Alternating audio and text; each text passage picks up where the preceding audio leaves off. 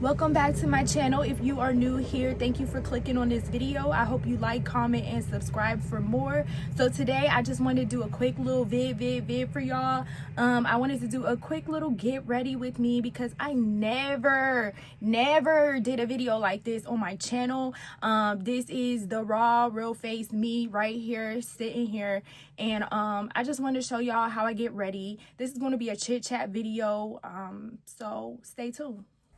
All right, y'all, so the first thing I like to do is I like to clean my face. I usually use this is just my cellar water, and it's from Pond's, and it has some vitamins, some rose vitamins in it. So let's get started. So to not make this video too fucking boring, I decided to talk about pretty much, I want to talk about soulmates.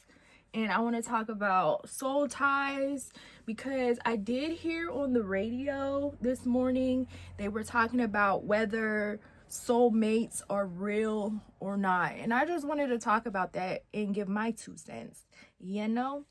So that's what I'm going to be talking about. So the next thing I like to do is I like to moisturize my face. So I started using this freaking hydrating gel cream.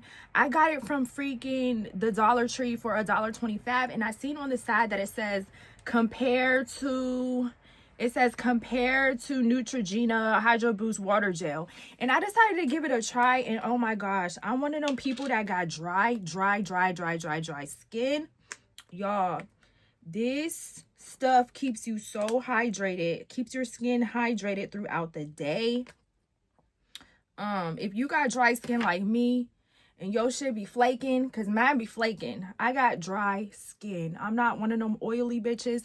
I got dry skin, okay? So I be needing something to keep me, you know, moisturized throughout the day underneath my makeup, or even if I'm not wearing makeup. So I started using this, and this actually helps. All right. So anyways, back to the soulmate thing. Yeah, I think that there is a person for everybody, but I think a lot of the times we just miss our mark because we think our soulmate is supposed to be tall, dark, and handsome, when our soulmate might be short, chunky, and not so attractive. And you know, we have a way of judging books by their cover. So we look at people on the outside and not really the inside.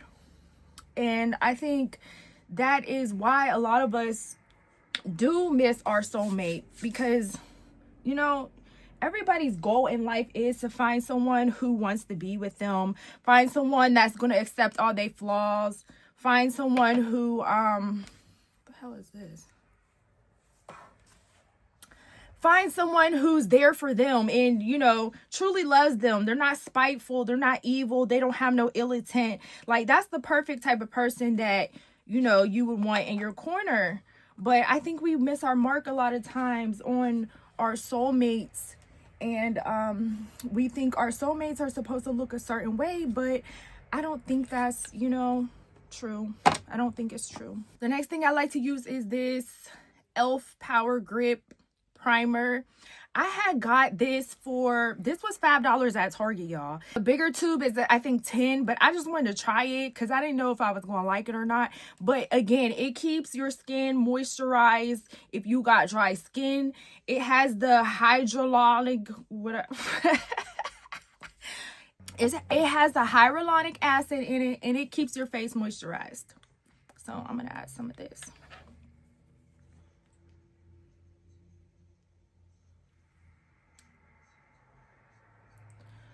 So I think instead of us, like, you know, instead of us finding or being patient, waiting for our soulmate, a lot of times we instead create soul ties.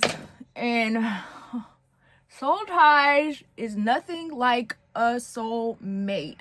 And most of the times we don't even know the true meaning of a soul tie. I didn't know the true meaning of a soul tie until I already created the soul tie. And I didn't even know the true meaning of a soul tie until it was probably a good 5-6 years after I already created the soul tie. So a soul tie is pretty much a soul contract. That's pretty much what it is. Soul ties are created by having relations with a person and not using protection. Pretty much their DNA is inserted into your body and it's there to stay. And that person is connected to you. That person is literally connected to you for however long that contract lasts. And it's really scary. I've had a soul tie, and let me tell you, this soul tie had me in a freaking chokehold. I couldn't do anything without thinking about this man. I could be out with my friends, having a good time. This man would be on my mind. I could be out with another man. He could be whining and dining me, buying me stuff and everything. And guess what? I would be still thinking about this guy. He would be on my freaking mind because I had a soul tie with him. And I didn't know that I had this. I didn't even know none of this existed. All right, next I'm going to go in with this. So a lot of things that we know now on Earth,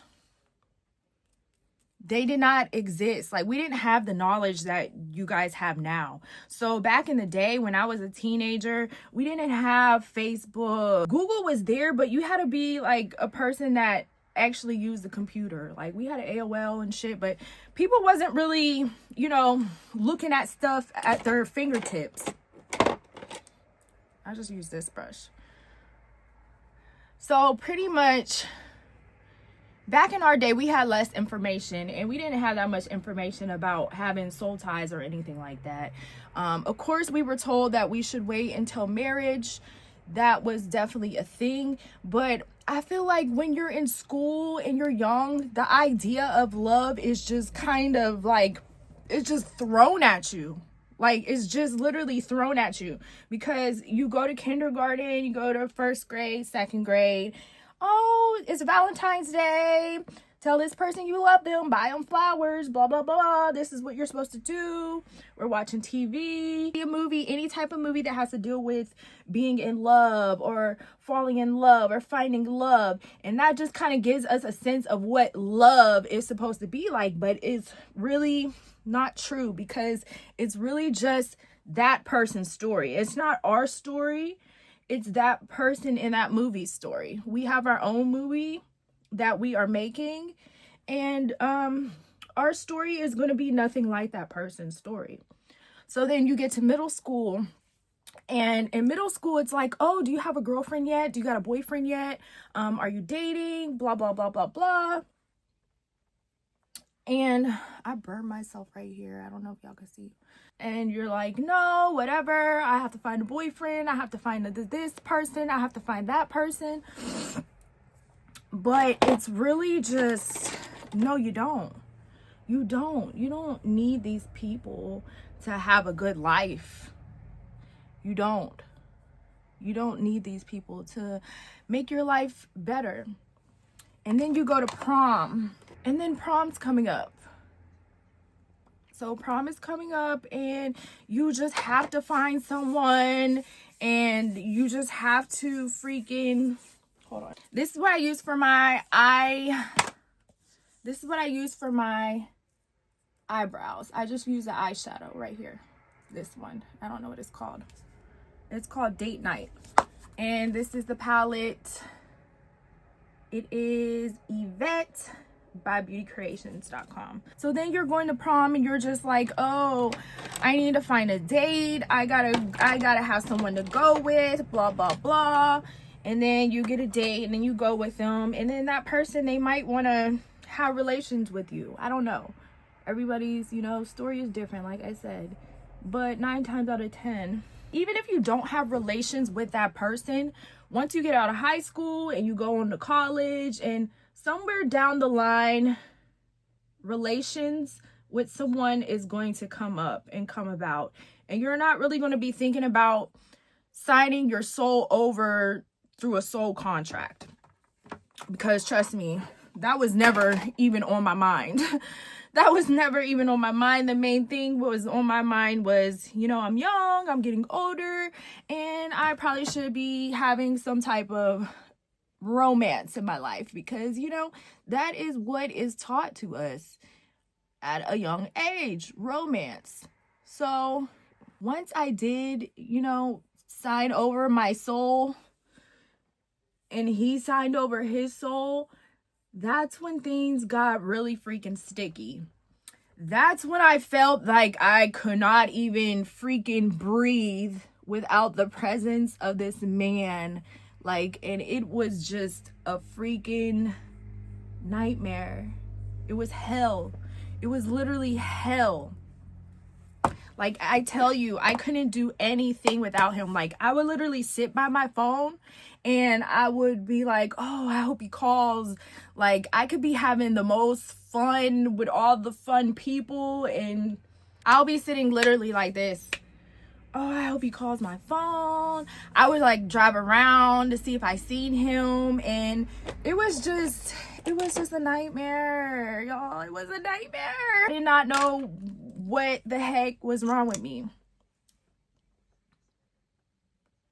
So this continued for a long time. Like, it continued for a while. I even ended up moving out of town. I moved down to Florida, and, you know, I still had this soul tie with this person. No matter what, I still had this soul tie, but I didn't let it take over my life. I just kept it moving, and every day I just knew that this person was going to just be on my mind. I just knew it, and there wasn't nothing I can do about it, but I wanted to keep going in life. Like, I knew that this person didn't want me how I wanted them, so I had to move on with my life, you know? Because then it just kind of turned into me being a chaser, trying to chase him and trying to force him to be with me, and he didn't want that. So there was nothing I can do. I moved on with my life, went to Florida, and yeah, met new people. That guy would be still on my freaking mind the whole time. Couldn't give him up for nothing, and it was just, you know, it's just crazy. Super crazy. And let me tell you, like, this freaking soul tie, it consumed my life. Like, it definitely consumed my life. And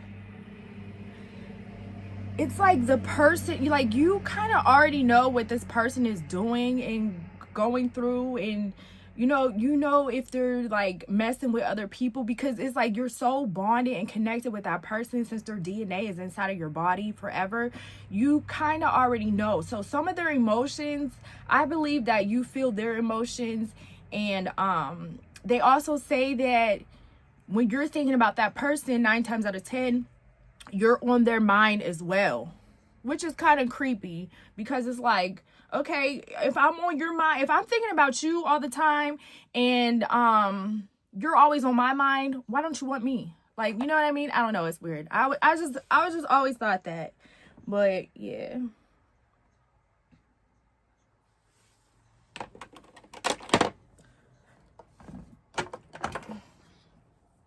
All right, this is the powder that I'm going to be using.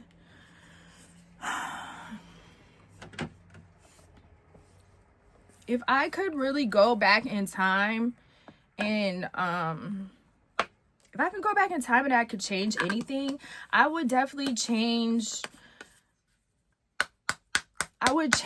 not having a soul tie with anybody. I would change probably waiting until marriage, because you lose yourself with these soul ties, and the people that you have soul ties with, they're not even the person for you. Like, it took me to get older to realize, like, you know what, he was never even my freaking type. We could have never been anything. Like, yeah, he had a few good qualities, but he's not the person that I want to be with forever. Like, you know, and I knew this. I knew this. Like, he was just someone that I wanted. I wanted his ass.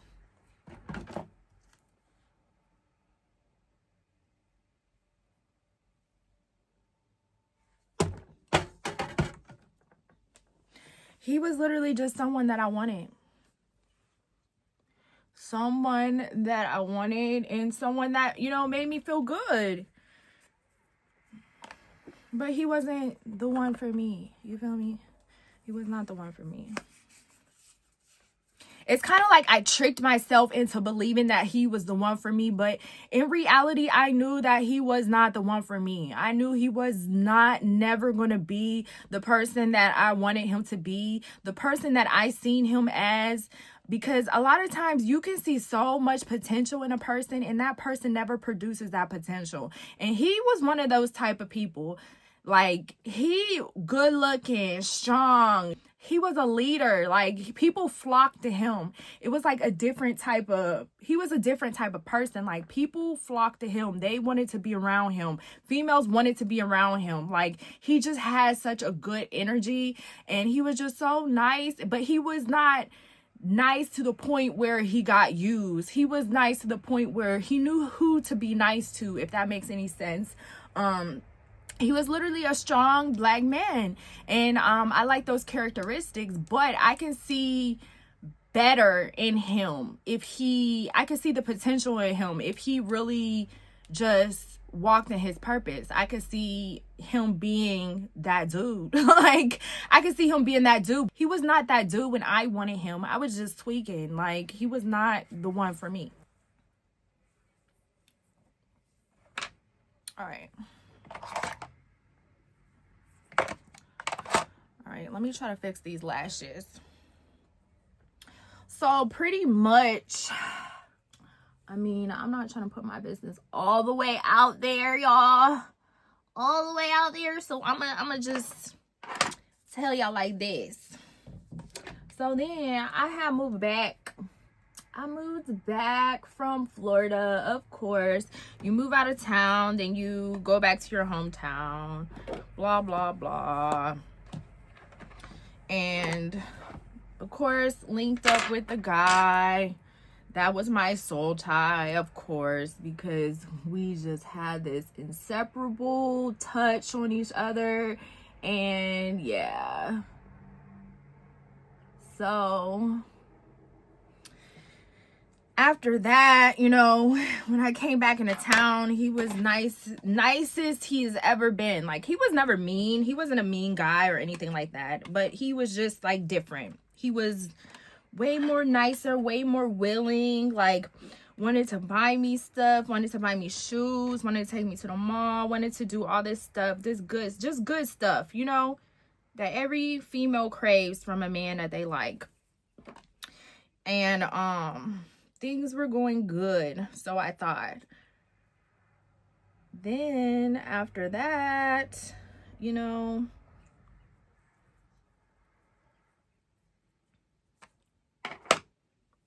then things just kind of went sour. And, you know, his true colors just started to come out. Like, you know, he was the same person that he was. He wasn't really trying to change. He was just happy, more so happy to see me. And, you know, that's when I just had to throw in the stick. Like, I spent a long time like alone by myself, because I just felt like, you know what, this guy, like, I like him so much. I wish he could, you know, be the person that I want him to be, and we could be a happy family and blah, blah, blah. Like, I would see so much good qualities in him, but he couldn't see it in himself. Like, so I just knew it. I just kind of knew that it was never going to work. So pretty much I fell into this deep, dark depression, and I would literally just stay in the house. Like, if anybody asked me to go somewhere, the answer would be no. I just stayed my ass in the house. I did not want to be bothered with nobody. I did not want to be seen with anybody either. And I did that for a while. mainly it was in the wintertime, thank goodness, so I could kind of, you know, lie to my friends and family and be like, oh, you know what, it's cold outside, I'm not going, I just want to stay home. You know, I could just lie and say that because it's the wintertime. Pretty much just, you know, lie and be like, okay, I'm not going anywhere, I don't want to do anything, it's cold outside. Like, I just kind of use that as a freaking excuse, so to say. Like, and people were buying it.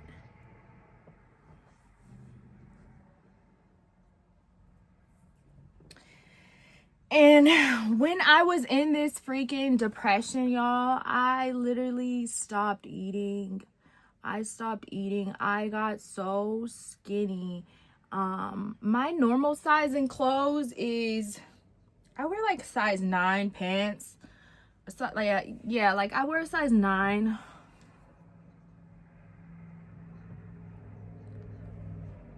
I wear a size 9 pants, and this is during the time when I was a reseller. When I was doing eBay and I was selling stuff online, I had like all types of different sizes in clothes, pretty much. I had, long story short, I had a whole bunch of different sizes in clothes. I was a reseller, so I remember I went from size 9 to literally size 0. I was the skinniest I've ever been in my life. I would not eat, and people started to notice, and they're like, oh my god, you're so skinny, you're so small, blah blah blah.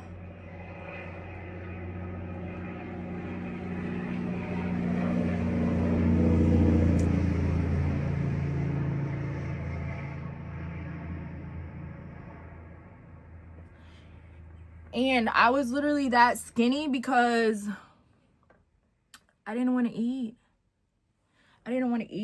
Like, anytime I feel like when you're like in a relationship and you break up, or the relationship is ending, or something's changing and you're not with that person no more, there comes a point sometimes where you kind of just want to change something about yourself. And I know that me being skinny and not eating and being anorexic, pretty much, I know that was like a bad thing to do. But I don't know why I did it.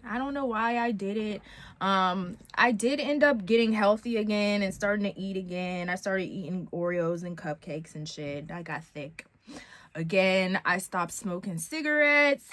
I got better. And I would just pray to God, and I'd be like, please just take this attachment off of me. Like, I just want to go my own separate way. I don't want to be attached to this person anymore. And, you know, I would just pray literally like every single day. And that seemed to help me.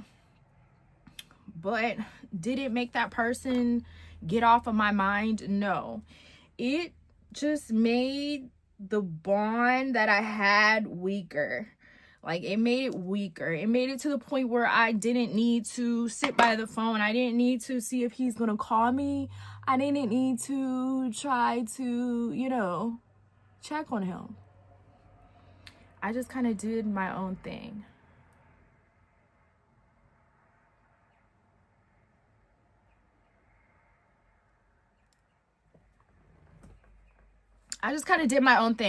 And then a few months later, his friend died.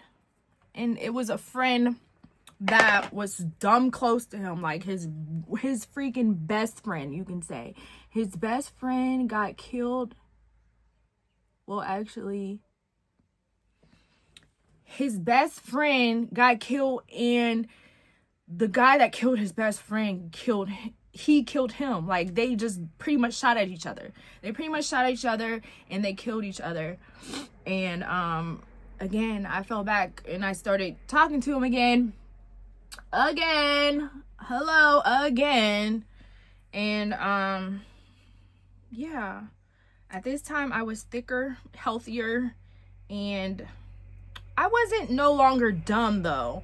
Like, I knew that, you know, this man, he's not the one for me. I knew that at the end of the day, we were never going to be anything. We were never going to be anything. Like, I knew this, and I just, you know, kind of felt sorry for him because he lost his best friend.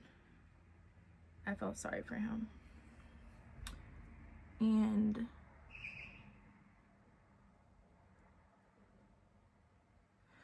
it was sad. He lost his best friend. It was sad, you know?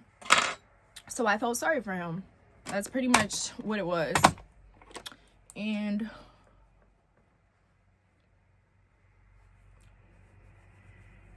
I didn't let his friend's death take me to the point where I fell deep in with him.